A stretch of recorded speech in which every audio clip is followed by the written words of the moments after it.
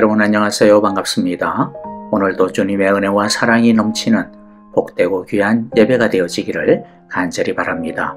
우리 함께 온 마음과 뜻과 정성을 모아 주님 앞에 나아가겠습니다. 다 함께 찬양드립니다.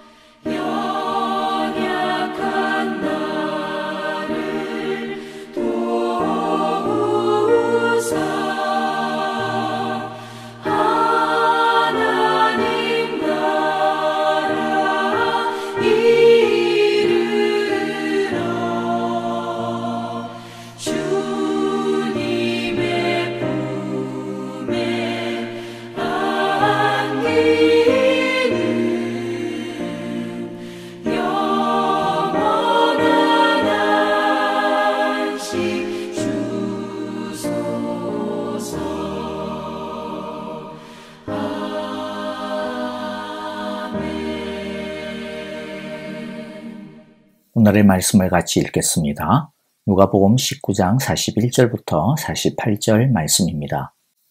예수께서 예루살렘 가까이에 오셔서 그 도성을 보시고 우시었다. 그리고 이렇게 말씀하셨다. 오늘 너도 평화에 이르게 하는 일을 알았더라면 좋을 터인데 그러나 지금 너는 그 일을 보지 못하는구나.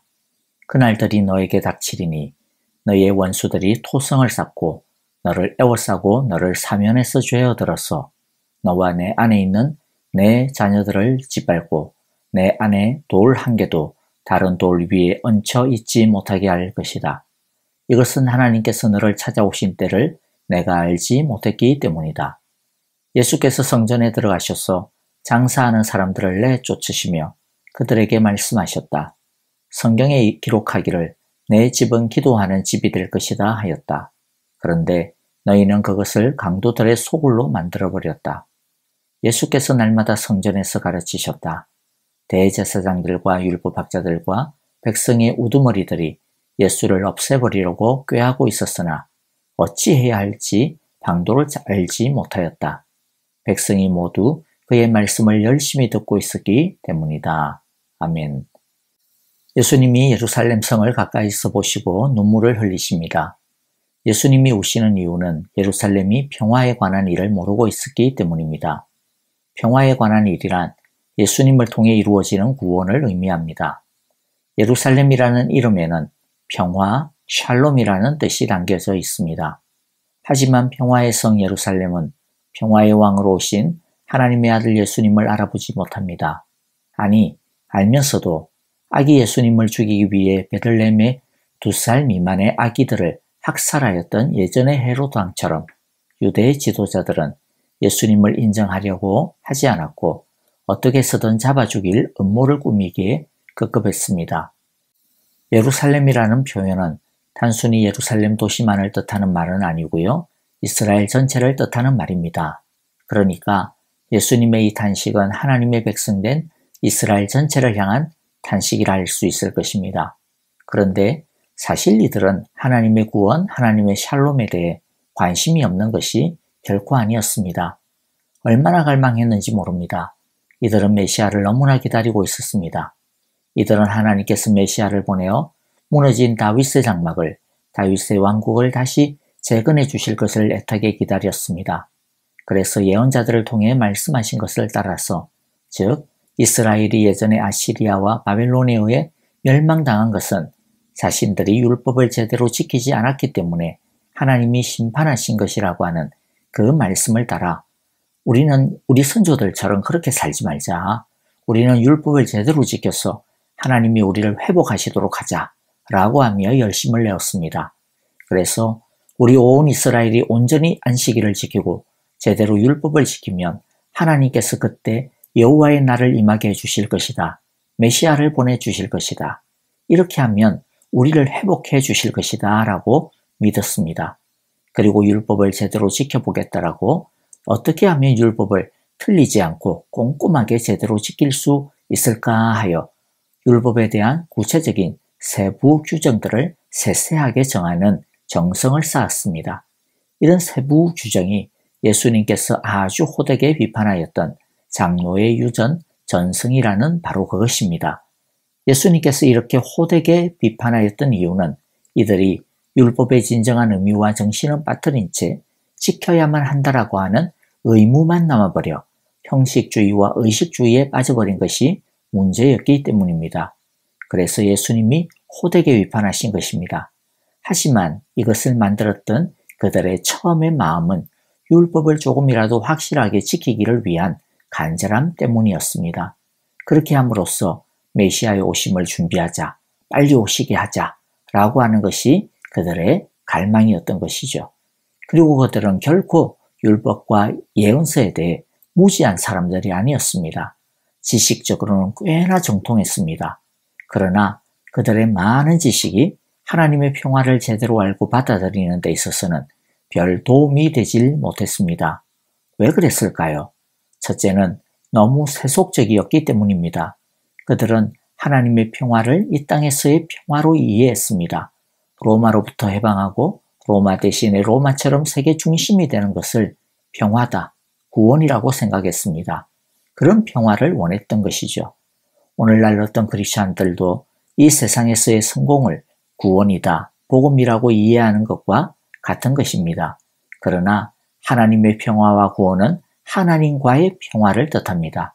하나님과 원수가 되었던 우리를 하나님이 평화의 관계로 맞아주시는 것이 진정한 평화입니다.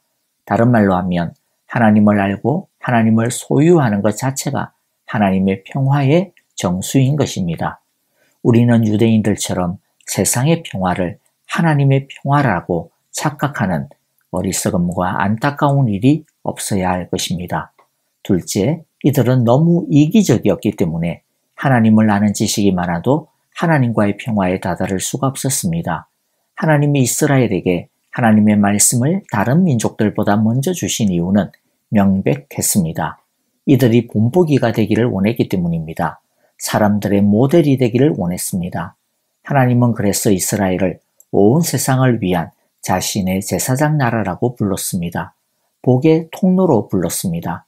하나님께서 아브라함에게 너는 복의 근원이 될 것이다.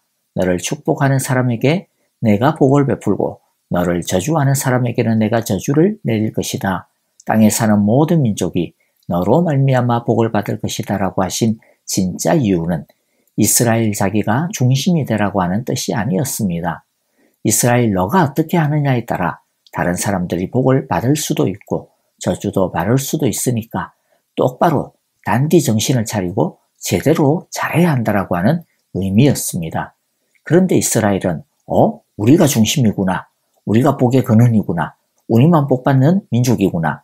다른 민족은 우리의 복을 위해 존재하는구나 라고 오해하여 그릇된 선민 사상에 빠지게 되었습니다. 자기들만 하나님의 축복된 사람들이라고 생각하는 그들에게 하나님은 하나님의 평화를 줄 수가 없었던 것입니다. 왜냐하면 하나님의 평화는 제사장의 사명을 제대로 감당하는 사람들에게 주시는 하나님의 축복된 은사이기 때문입니다. 하나님은 오늘날도 자기만을 사는 우리들을 보시면서 우시고 계십니다. 그리고 자기만을 위해 사는 사람은 하나님의 평화를 제대로 누릴 수 없을 것입니다. 왜냐하면 하나님은 하나님의 거룩한 것을 돼지에게 던지지 않기 때문입니다. 예루살렘은 평화의 왕이신 예수님을 배척하고 죽임으로써 결국에는 멸망당합니다.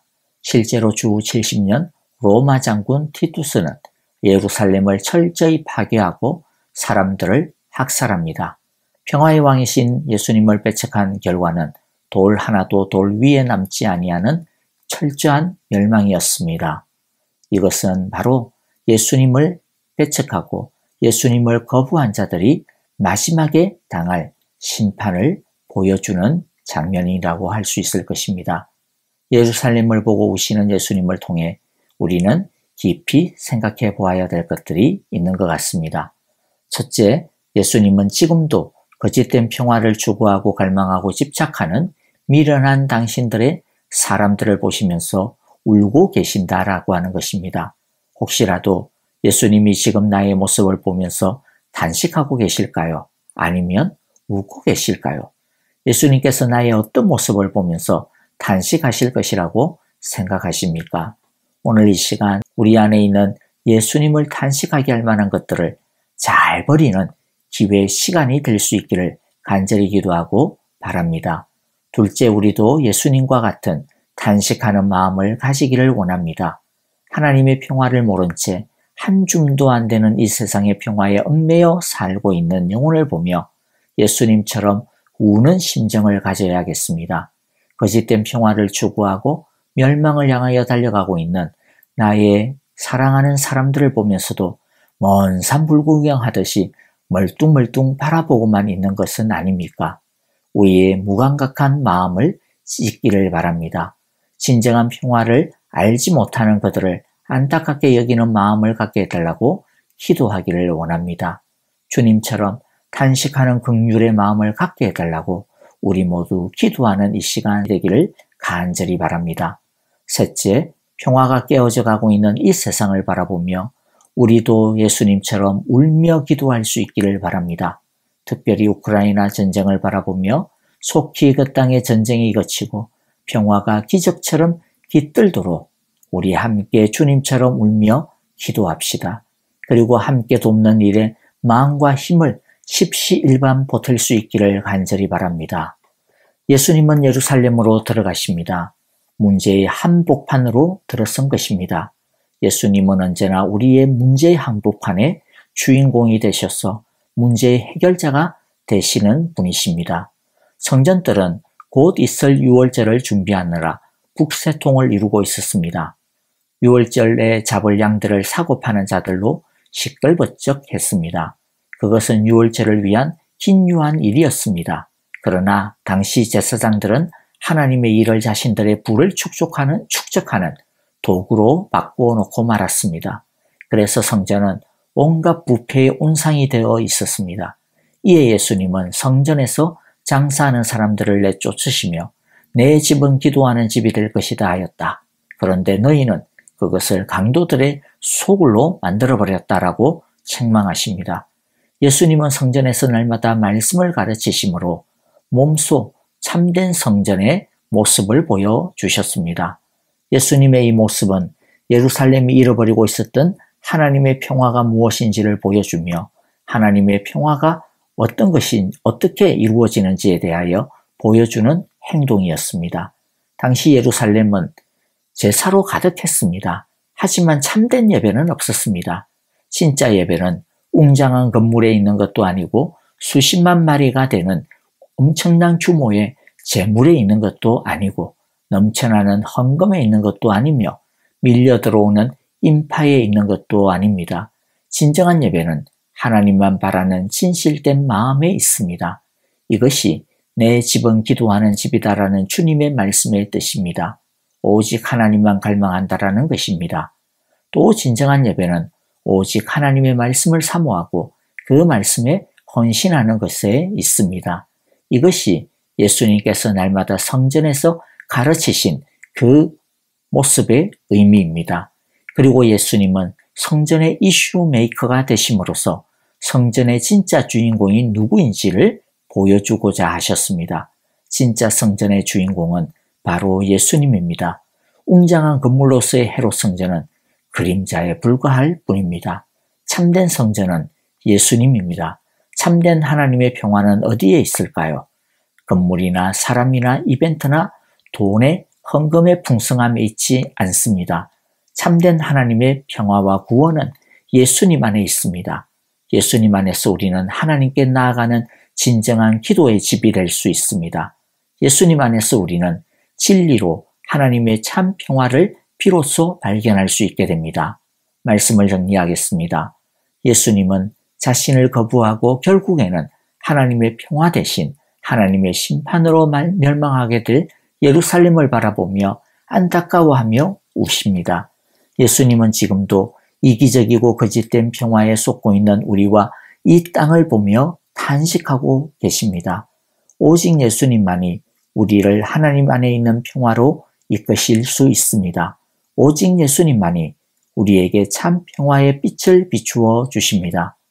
우리 모두 평화의 주가 되시는 주님 안에 거하면서 우리 주님처럼 깨어진 이 땅, 무너진 우리의 삶을 두고 함께 기도하는 시간 되어지기를 간절히 바랍니다. 이제 우리 함께 하나님의 말씀 기억하시면서 기도하며 찬양하도록 하겠습니다. 주여 우리에게 하나님의 평화를 주옵소서. 거짓을 버리고 진리 안에서 하나님의 평화를 발견하게 하옵소서. 하나님과 평화를 날마다 누림으로써 일상에서 하나님의 평화의 기적을 경험하는 삶이 되게 하소서. 우리 함께 기도하도록 하겠습니다. 그리고 또한 깨어진 이 세상을 바라보며 하나님의 평화가 속히 이 땅 가운데 임하기를 우리 함께 기도합시다. 교회를 위하여 기도합니다. 내일 주일입니다. 주일 예배 가운데 우리의 평화가 되시는 우리 주님을 만나며 이 평화의 복음을 하나님 나라의 능력을 경험하게 하소서라고 우리 함께 기도하고요. 우리 아프신 분들을 위하여서 계속해서 기도해 주시기를 바랍니다. 김정수 권사님을 위하여 기도해 주시고 또 수술 후에 회복 중에 있는 우리 지수영 집사님을 위하여서 주여 능력과 은혜로 고치시고 회복하여 주시고 속히 온전케 하소서라고 우리 함께 기도하기를 원합니다. 전정자 집사님을 위하여 기도하실 때 주님께서 인도하시는 온전한 치료의 길을 찾게 하소서라고 우리 함께 기도해 주시고요. 우리 집사님의 그 마음과 믿음을 주여 굳게 하시며 하나님의 평안과 평화를 허락하여 주소서, 덮어주소서라고 우리 함께 기도하겠습니다. 선교사님들을 위하여서 우리 함께 믿음으로 기도하며 함께 찬양하면서 기도하겠습니다.